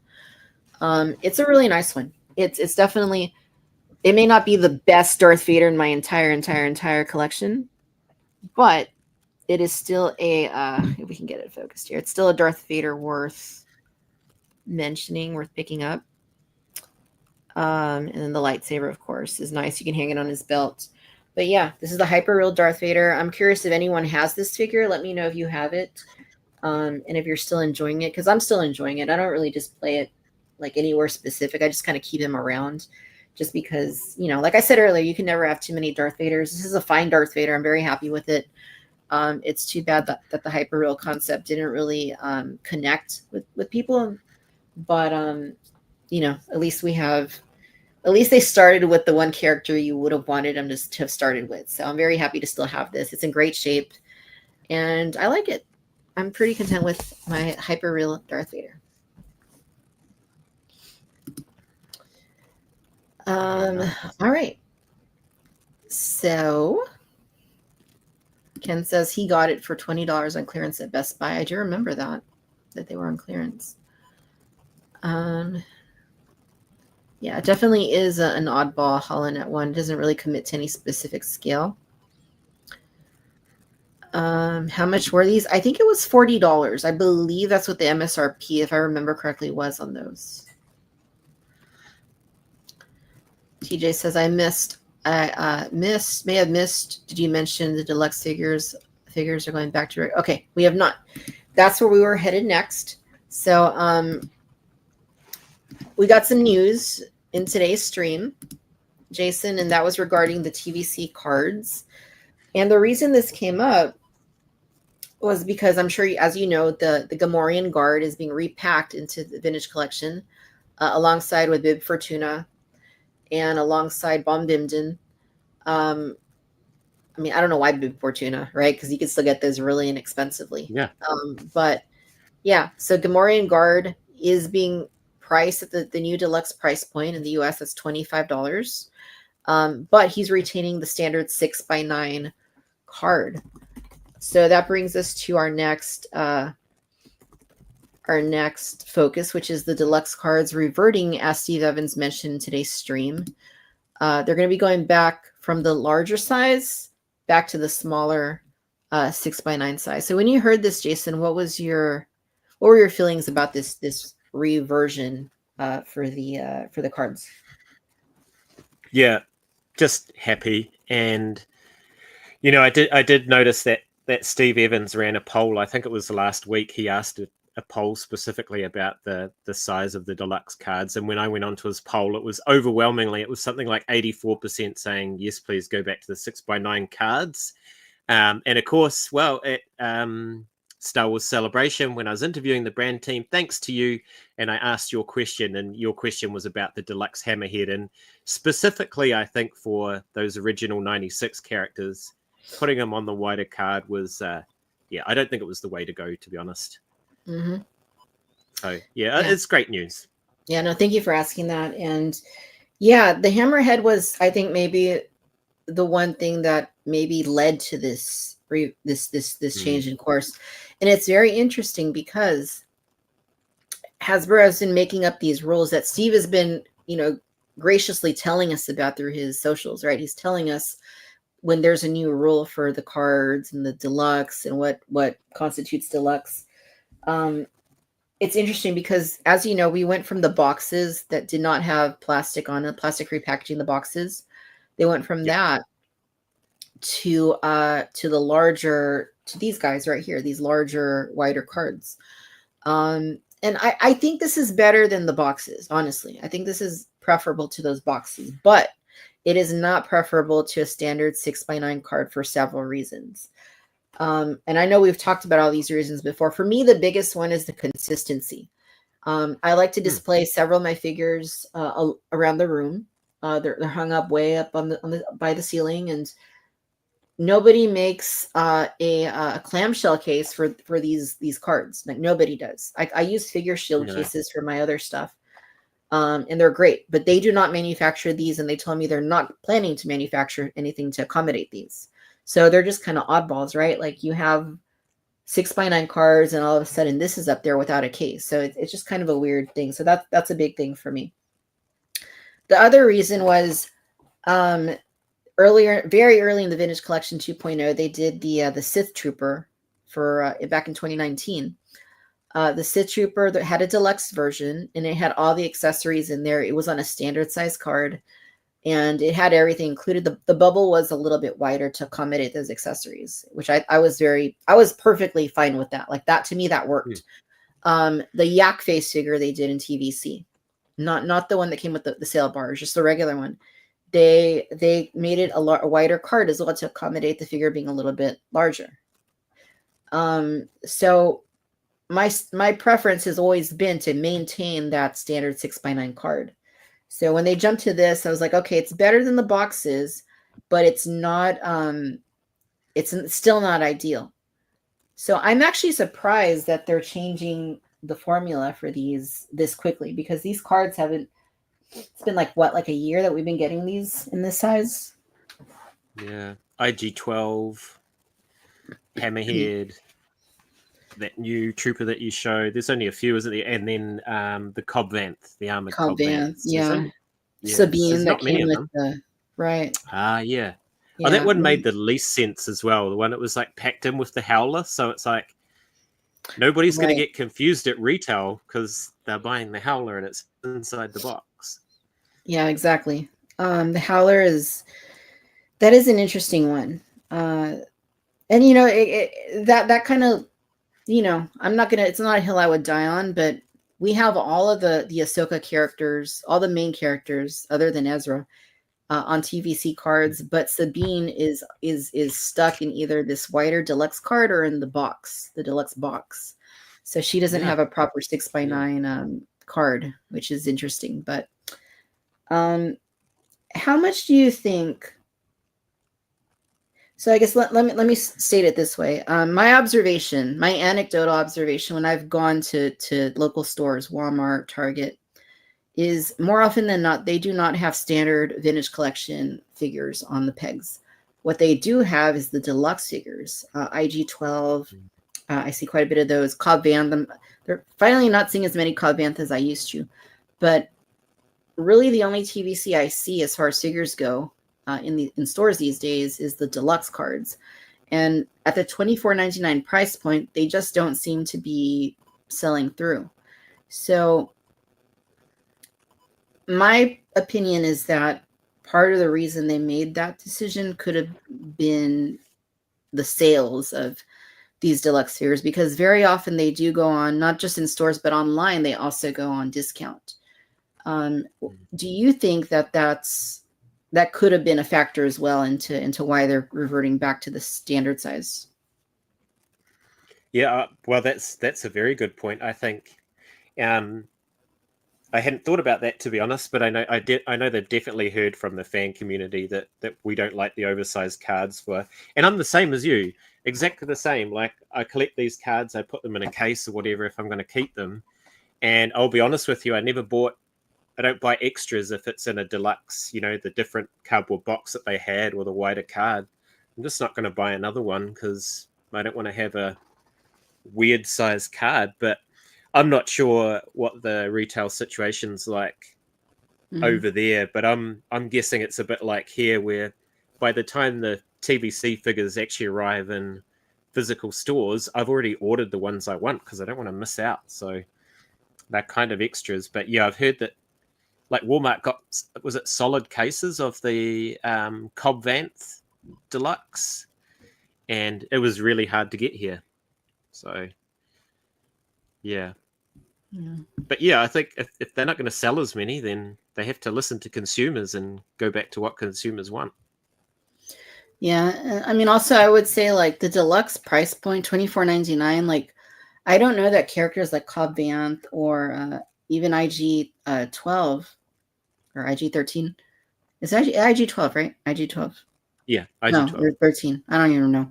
I don't know that characters like that are the wisest for mainstream retail. I feel like anything that's in stores should appeal to collectors, but also to like the wider toy buying audience. Folks that are just in the toy aisle looking for a birthday gift or just looking for a spontaneous purchase, right?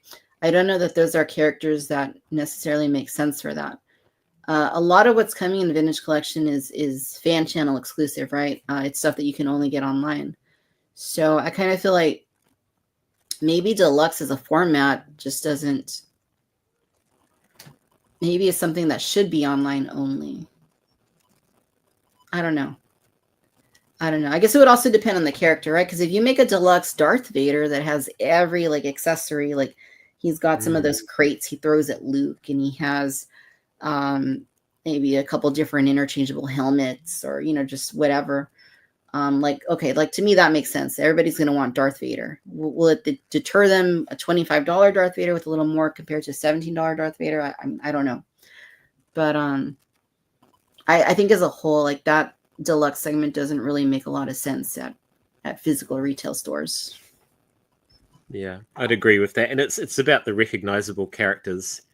And, Marvel does it. So you walk into a store, there's always an Iron Man or a Captain America or something like that. And, Darth Vader, Luke Skywalker, Anakin Skywalker, R2-D2, those are those types of characters that should be all available for the normies to pick up. Yeah. Because we've already pre-ordered all of ours online, right? Right, absolutely. This is a good point. Mando with the Ice Spider was a unique size card. Yeah, you're right. Yes. That was a weird one. That is another one that exists on his own little island. And on the other end of the scale, there was the Boba Fett Morak, which was a deluxe priced figure, but it was just on the standard card and standard bubble as well. So, yeah. Right. Those don't make a lot of sense for retail to me, especially like I know the deluxe card was meant to differentiate when you see them on the shelves. Like, okay, this is $25 because it's deluxe. Look, it's a bigger card. You can't go to the register and argue that it's, it should be $16.99 because it's obviously a deluxe, right? Like, if they're going back, like this is the one thing I would give them in terms of why it wouldn't necessarily be a good reason to go back, is that you can't make that distinction as obviously as you can when there's a noticeable difference in packaging size. Which makes me think, again, are deluxe going to be online only from now on? Are they not going to be in stores? Or are they going to try and somehow just see what happens with how well they sell through when some are $16.99 right next to them on the shelf? Again, questions for Comic-Con, right? And things to observe and see how they pan out ultimately when these are finally in stores. But, the other thing they could think about is one of those stickers like they have with the retro collection, one of the ones that's easy to take off like they do now, have a deluxe sticker. And then you get it home, you peel it off, job done. Yeah, that's true. That's true. They could do that. Although if the bubble's bigger, it'd probably have to be a small sticker, I would guess, right? I don't know. Well, I think that's the other thing in some of those deluxe, and the Sabine that you mentioned was an example, I think, where they tried to stretch everything out across the bubble and it looked a bit weird. Whereas if they'd gone back to, some of the figures have a tray behind with the accessories, it would have looked fine on a normal card to me. But... yeah. At the end of the day, though, what I would say is, this is a good point, Bob. Luke Skywalker and the Land Speeders, those be on the bigger card. Yeah, that's going to be on a bigger card. We can't do anything about that one. Yeah. But at least we That's have... a shame. Yeah, it is. But at least we have Luke on the standard card. But at the end of the day, I will say that I do appreciate Hasbro listening to feedback, because I don't think they would have made this change without the backlash they got about Hammerhead. And for me personally, it wasn't so much that Hammerhead was on a deluxe card. It was that Hammerhead wasn't on a standard 6x9 card. Like that was the bigger issue for me. I had no problem with the larger deluxe Hammerhead, as long as I was getting the original 96 version on the standard size card. And that's where the problem was for me, that they weren't offering that. But again, I'm glad they're at least listening to feedback, and that's promising. Glad they're doing that. Yeah, they do, and they are. And like you said, people said they didn't like the deluxe boxes, so they put them on a card. So they're constantly evolving the product, I guess. So that's nice. Yeah. And this is a good point. July through November, they want more than $16.99 for their shelf space. Yes, the margins on TVC are very low. So if you sell a deluxe one at a higher price point, I mean, retailers, that's more appealing to a retailer. But at the same time, if they're not selling through, they're having to mark them down, then it doesn't really, it's kind of a moot point, I would say. All right. Well, I guess that brings us to that time of the evening where we get into the final segment of tonight's conversation. But not before we briefly mention a brand new hot toy that dropped just this morning, I guess, this morning.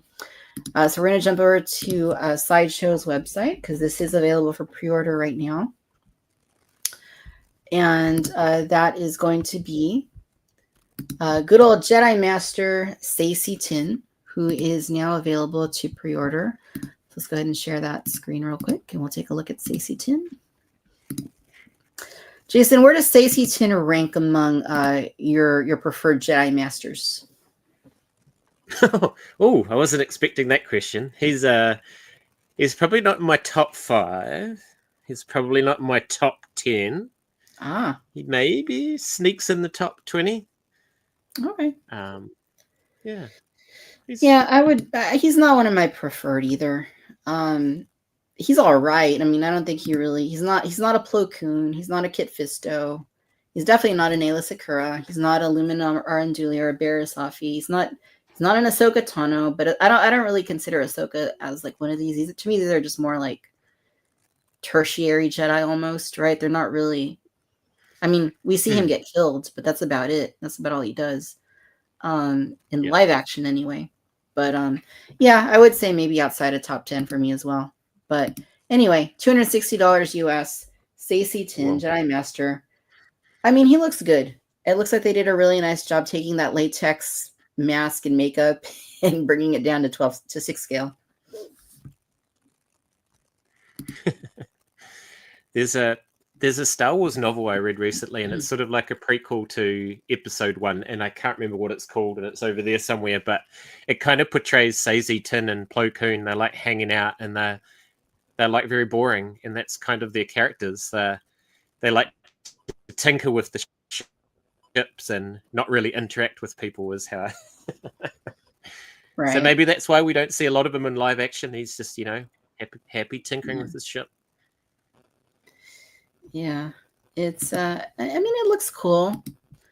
Let's grab some more images here. So this is everything you get. You get the rolling eyeballs, LED lightsaber powered by USB. You get some interchangeable hands. You also get bonus forearm armor from the Clone Wars. Display base. I mean, he comes with a good little bit here. I don't see like a... Well, I guess he is wearing a Jedi robe, so he does have a Jedi robe too. But yeah, I mean, Stacey Tin, he's not... He wouldn't have been my like top 5 choices, or even top 10 choices, like you were saying. Like, this is something I would have been okay with not having made, but I do appreciate that they're making these Jedi, because they have put like Plo Koon up, they put Kit Fisto up, so we are getting more Jedi from Hot Toys. But Stacey Tin is, I mean, I guess he's visible, right? At least you see him in Revenge of the Sith. You see him take a good. Is he the one that gets stabbed, or is that Agen Kohler that gets stabbed? I think Agen Kohler is the one that gets stabbed, if I remember. And Stacey Tin gets slashed, I believe. He dies either way. Yeah. And it's not his fault. I don't even think he wanted to be there. I think he was just he just happened to be walking with Mace Windu, right? And Kit Fisto, and then he just happened to be in the wrong place at the wrong time. He got suckered into 100% what happened. Mace Windu just walked past and said, "Come on, guys, come with me." They did not know what they were getting into. Right. They probably didn't even know until they got there. Yeah. Right. Like, what are we doing here? We're arresting the Chancellor? Oh. Anyway, this is cool. I don't know if I'm going to go for this. I mean, I did pre-order Kit Fisto, but I don't know if I would get Stacey Tin. But anyway, he looks good. I'll leave it at that. We'll see what happens. But anyway, we're going to jump to our final segment of the evening. And that, of course, is none other than new acquisitions. Good. New acquisitions. All right, so these are items that I've added to my collection this week. Spoiler alert, it's very, very small. Jason, anything you want to share? And then, of course, anything our audience has acquired that they would like to leave in the comments, and we will read those off after we've showed our new acquisitions. Jason, is there anything that you've acquired recently that you'd like to tell us about? Yeah, sure. So I did finally get this wave figures. So I picked up a couple of these 501st clones, which I love. And you were talking before about the rules. For some reason, this is VC240, even though it's sourced from a completely different source and it's an all new sculpt. So rules are rules, whatever. Really enjoying the Shin Hati and Balin skull figures. Ah, nice. Yeah, really glad to get those. Yeah, they're great. The likeness of Ray Stevenson in particular is just incredible. Right. We're really happy to get them. Haven't picked up my Hammerhead yet, so hoping that arrives in the next couple of weeks. And then something else that arrived yesterday, and I am just stunned with this. I'm absolutely stunned and blown away. So, a guy in the community called Ben Mund, he makes these figures in carbonite, and he gifted me this, Oh, yeah. which is a custom stormtrooper in carbonite.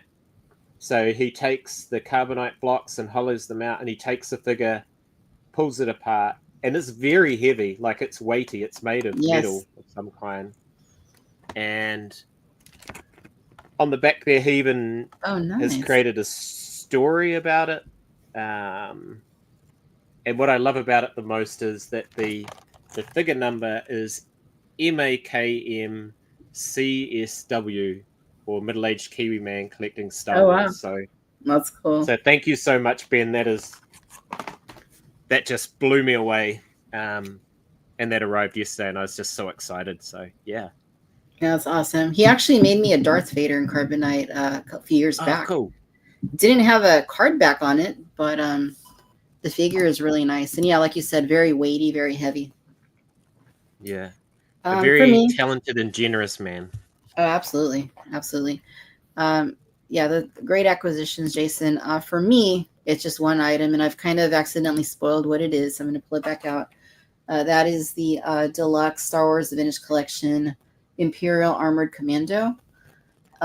This is one of those out of focus figures. No, this is one of those figures that it's kind of frustrating that it's a deluxe. It's an army builder, right? I bought one to open, one to keep carded, but I can't just have one carded, right? I feel like I need more of this. I could buy more, but I'm also thinking, is this going to be like the Dark Trooper, who was released as deluxe first and then was a mainline release as a basic figure with, I think, like with less accessories? Will they do that with this? I don't know. It's kind of insurance if I just go ahead and buy some more now. But so let's see. We have the shield and the baton. We also have a knife. We have the longer rifle, and we have the smaller rifle. So that would mean you could buy like 3 or 4. I think if you bought 3 of these, you'd probably be set, like 3 loose ones. So I may get 2 more if they go on sale. But did you by any chance see Chris's review on Bantha School, Jason, for this guy? Yeah, I sure did.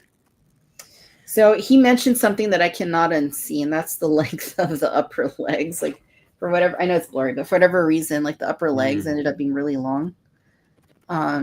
Yeah. So I after he pointed that out, I'm like, I haven't even opened it, but now I cannot unsee it.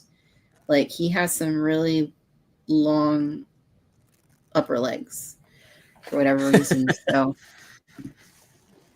anyway, that's neither here nor there. It looks like it's a great looking figure. And the other thing I've heard about it, mine haven't arrived yet, but the grip, the hand grips on them. So see how you get on holding those accessories.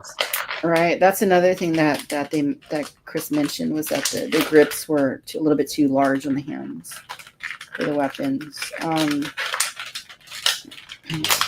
You could say anything you like about Chris from Bantha Skull, because this is way past his bedtime. He won't hear it. Oh yeah, yeah. We definitely can. I'm sure he's asleep, having sweet dreams about stormtroopers with long legs. I just opened it. Yeah, the legs are kind of weird, but it's not like the end of the world. I think it's all right. I really wanted this figure to be released. From Mandalorian season 3, I feel like it was really just this one, Moff Gideon, which is also coming, unfortunately, without a normal head. But we also need the Praetorian Guard. I think the Praetorian Guard would be like do that, and I think we're set for season 3. I can't think of anything else we really need from season 3, other than Peli Motto. But Peli Motto is not exclusive to season 3. She's more like just general Mandalorian. Yeah, this one's all right. I might pick up a couple more when they go on sale, but yeah, he'll be fun to get on the shelf somewhere. It's a really cool design. When they appeared in season 3, I was like, oh yes, I definitely want an army of those. Yeah, it was a cool design. Seeing like that they had Beskar armor, is like, oh, okay, that's what they're doing here. they're taking the Beskar and using it for Imperial troopers. That's pretty cool. All right, I'm gonna jump over to the comments and see what our audience has obtained for their collections. Let's see here. July through November says no new acquisitions, but I 3D printed a true 1/18 scale E-wing and it's huge. Ooh. Oh wow. I'll need to check Where that can we out. see this? Yeah. Bob says, I just got the TVC Momonade on Hammerhead from Pulse. What a figure. I still haven't gotten that one. I know a lot of people have been getting that. Have you gotten that one yet, Jason? No, not yet, but I can't wait. I've heard so many good things about it. Yeah, I can't wait either. That's one of my favorite, probably my favorite overall Cantina character, I would say, like Alien. So I cannot wait. Apart from the sisters, you mean, of course. Yeah, apart from the sisters. We can't forget about them. You're the honorary third Tonica sister. You know that, eh?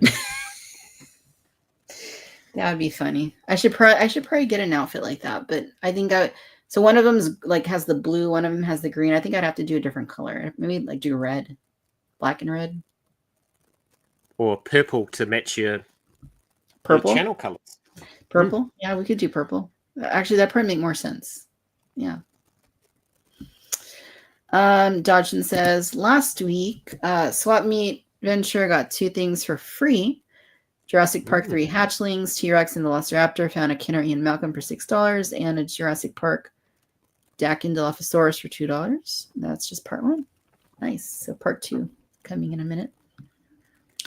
TVC Emperor, I got the Journey of Anakin Skywalker, Hammerhead, and the Howler.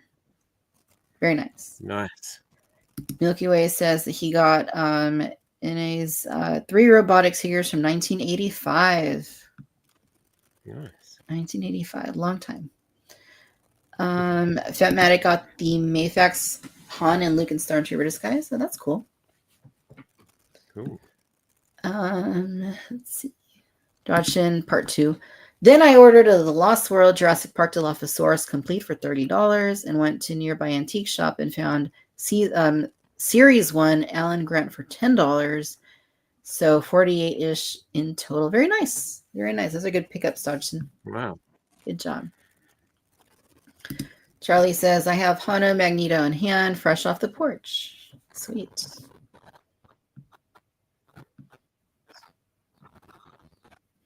Holonet 1 says, the last TVC item I got was the Imperial Lady from Andor, Dedra Miro, with the man legs. Kills me. It kills me. That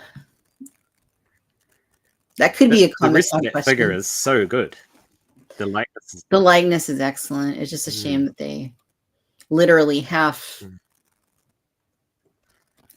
that figure.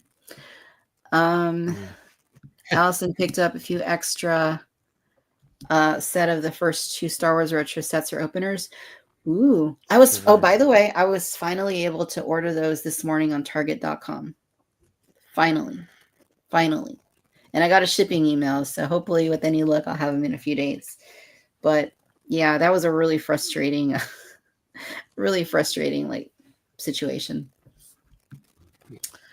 Alex says, I picked up the Star Wars Black Series Anakin from Ahsoka series and Gamerverse Marvel Legends Venom and Black Suit Spider-Man. Very nice. Cool. Holonet says the Stormtrooper got the femur lengthening surgery. Adam says, I got the Pride and Anniversary droids in 3/4-inch scale, as well as the plush Wampa removable arm. And I did pay off 2 more Hot Toys pre-orders, although they won't be new acquisitions until 2020. Yeah. Something. I'm still waiting for my Artisan Anakin, the regular version. I pre-ordered him in October 2023, and I'm still waiting. So I paid him off too, hoping that maybe that'll expedite getting him. So we'll see.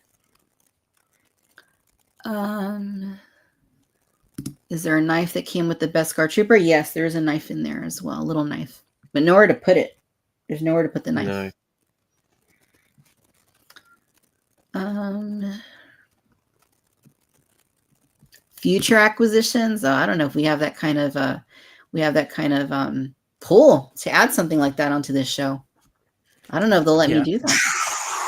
Future acquisitions. Love it. July through November says, I will send you pictures. Yes, please do. Please do.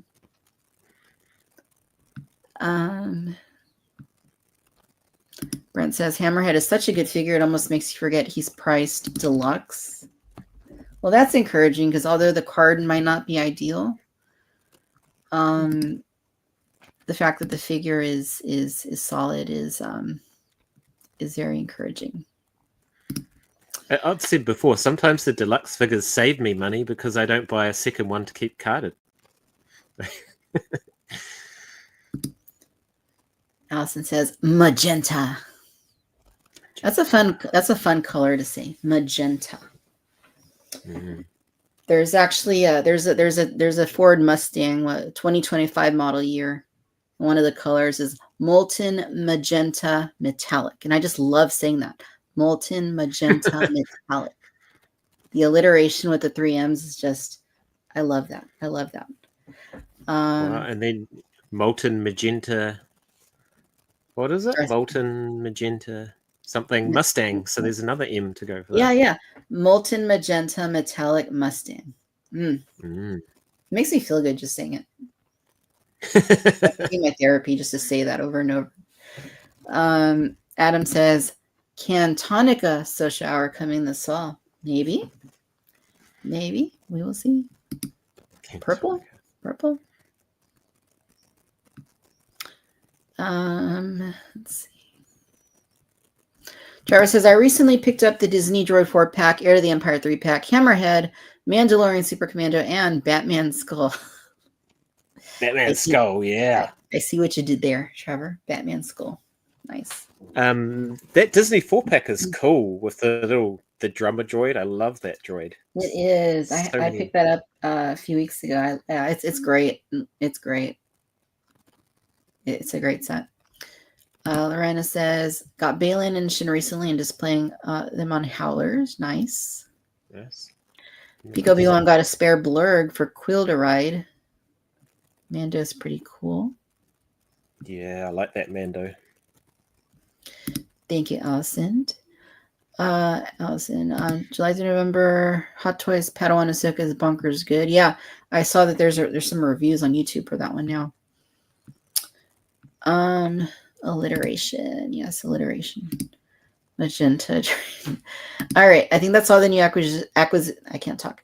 I think that is all the new acquisitions that I see in the chat. So thank you guys for showing your acquisitions to us. We really appreciate it. We are just about to hit the 2-hour mark. So I think we are set for this evening. It's gone by super fast, despite the initial internet connection issues.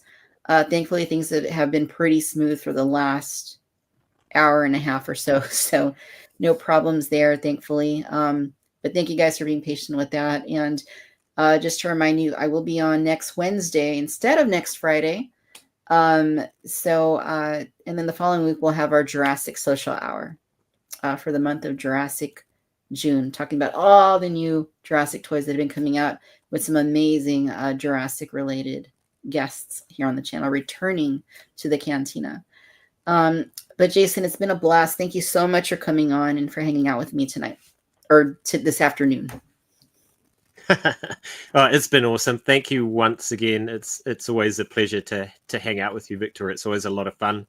Shout out to my 2 teenagers for thank you so much for staying off the internet so that my internet worked. But yeah, really, really fun and always a pleasure. And I hope you have a wonderful summer break as well. Thank you very much. And I have them linked already down in the description, but what is the best place for our audience to look you up online? All my silly videos and reviews and stuff go on YouTube. I'm middle-aged Kiwi Man collecting Star Wars figures. It does exactly what it says on the outside of the box. That's what I do. I collect Star Wars figures. Best thing to do, I would say. It's good for you. It's definitely good for you. It's good for your health. Yes, keeps you youthful, I would say. All right. So yes, thank you for the reminder, Alex. It is Father's Day here in the U.S. on Sunday. So yes, happy Father's Day to all the fathers out there that are tuning in. And thank you, Dodgson. He closed the soda phone. All right, awesome. Thank you guys very much. This would not be what it is without our amazing Cantinians here in the audience. Thank you guys for tuning in and for sharing your thoughts and for being very much a part of this show. We really appreciate it. We will see you on Wednesday.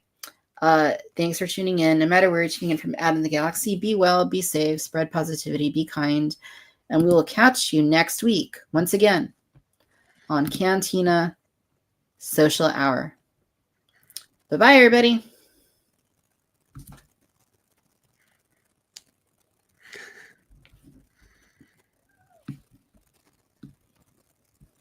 Thank